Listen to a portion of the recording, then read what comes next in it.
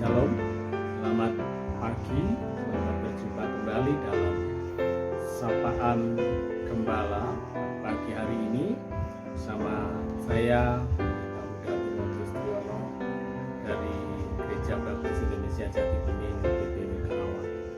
Pagi hari ini Bapak Ibu Saudara yang terkasih, kita akan kembali merenungkan firman Tuhan sebelum kita memulai segala aktivitas kita yang akan kita jalankan sepanjang hari ini. Namun sebelumnya mari kita akan berdoa sebelum kita merenungkan firman Tuhan. Mari kita berdoa bersama-sama.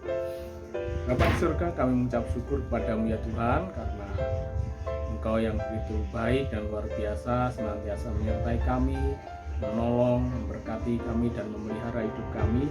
Saat ini sebelum kami memulai segala aktivitas kami sepanjang hari ini, kami mau merenungkan kebenaran firman-Mu, dan biarlah firman-Mu boleh menguatkan setiap kami. Ampuni akan kesalahan dosa kami, dan kami menyerahkan waktu sepenuhnya hanya di dalam nama Tuhan kami, Yesus Kristus. Haleluya.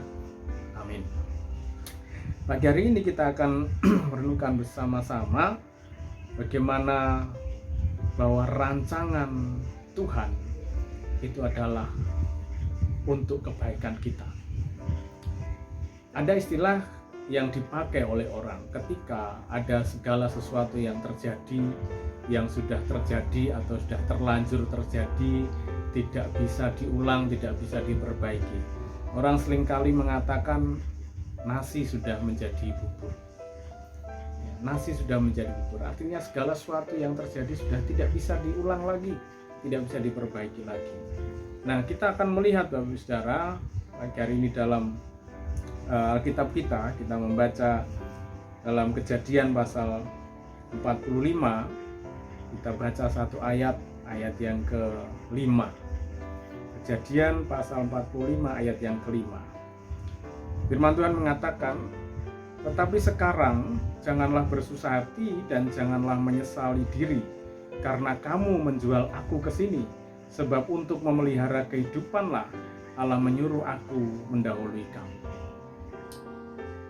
Bapak Saudara yang terkasih, di sini kita melihat dan kita tahu bahwa kisah kehidupan Yusuf, ya, dia sejak kecil memang dia dibanggakan oleh bapaknya, dia dikasihi oleh bapaknya.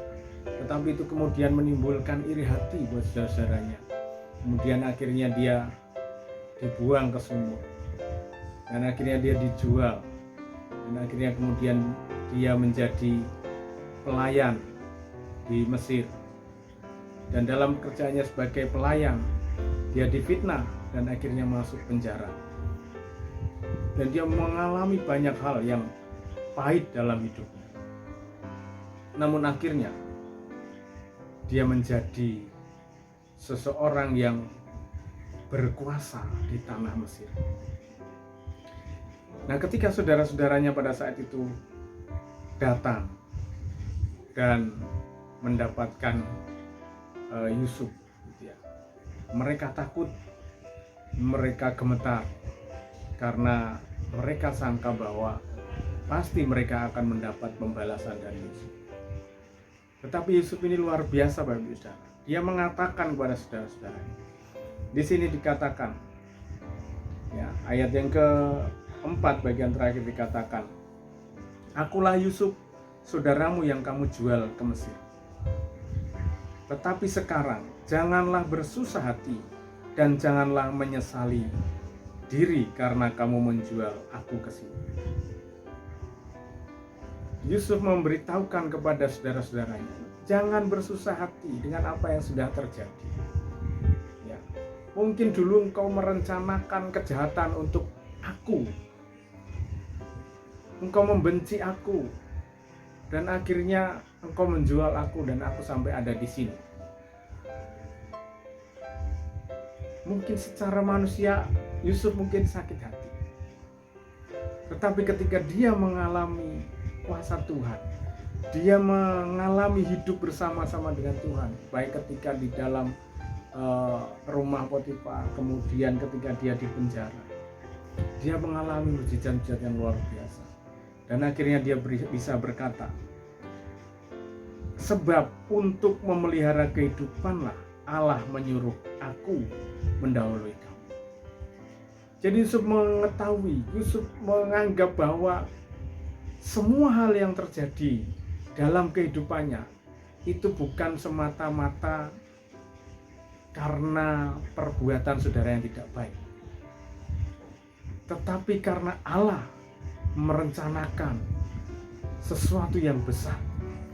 Allah mengirim Yusuf duluan ke Mesir karena akan terjadi kelaparan, dan karena Yusuf sudah ada di sana, dia memelihara kehidupan saudara-saudara. Jadi Bapak Ibu Saudara, buat kita orang percaya tidak ada istilah nasi menjadi lapar, karena kita percaya adalah dalam setiap detail kehidupan, detail peristiwa yang terjadi dalam kehidupan kita, ada Tuhan yang sedang merencanakan sesuatu. Jadi mari kita melihat bersama-sama, kita merenungkan bersama-sama, kita hidup seperti Yesus. Meskipun banyak kesusahan dalam hidup kita, jangan menyesali diri. Meskipun banyak hal yang berat yang harus kita lalui, jangan menyesali diri. Karena percayalah, di dalam segala situasi, di dalam segala peristiwa yang terjadi dalam hidup kita, Tuhan bekerja atas hidup kita. Dan Tuhan mendatangkan kebaikan melalui setiap rancangan yang sedang dilakukan oleh Tuhan sendiri bagi kita. Jadi Bapak Saudara yang terkasih, apabila mungkin beberapa hari yang lalu atau dalam kehidupan kita yang sudah kita lalui, mungkin kita merasakan, aduh susah, kemarin sudah terjadi begini, sudah tidak bisa diperbaiki lagi. Kita berkata seperti itu, jangan sedih, jangan menyesali diri, tetapi bertanyalah kepada Tuhan, apa maksud kau Tuhan? Apa yang kau kehendaki? Kenapa ini terjadi dalam hidup saya? Dan percayalah, segala sesuatu yang terjadi dalam kehidupan kita, Tuhan berkuasa atas kita, dan kita tetaplah milik Tuhan. Jadi Bapak Saudara, mari sepanjang hari ini, sebelum kita mulai aktivitas kita berdoa sama Tuhan, kita mohon kepada Tuhan, dan kita menaruh percaya kita kepada Tuhan. Segala hal yang akan terjadi dalam hidup kita, kita percaya bahwa Tuhan punya rancangan yang indah di balik semua yang terjadi dalam hidup kita. Tetap semangat menjalani hari-hari kita, tetap kerjakan apa yang Tuhan percayakan dalam kehidupan kita masing-masing dengan penuh sukacita, dengan penuh tanggung jawab, dan berserah kepada Tuhan. Percayalah, Tuhan memberkati kita semua. Amin. Mari kita berdoa. Bapa di surga, kami bersyukur kepadamu karena pagi hari ini kami boleh kembali merenungkan sebagian kecil dari firman-Mu. Biarlah firman-Mu ini terus boleh menguatkan kami, boleh memberkati kami, boleh menolong kami ketika kami harus mengalami kesusahan. Biarlah kami meyakini dan kami terus percaya bahwa Engkau menyertai kami, dan Engkau mempunyai rancangan yang luar biasa di balik segala sesuatu yang terjadi dalam hidup kami.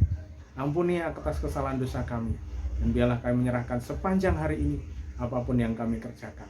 Tuhan memberkati kami. Terima kasih Bapa.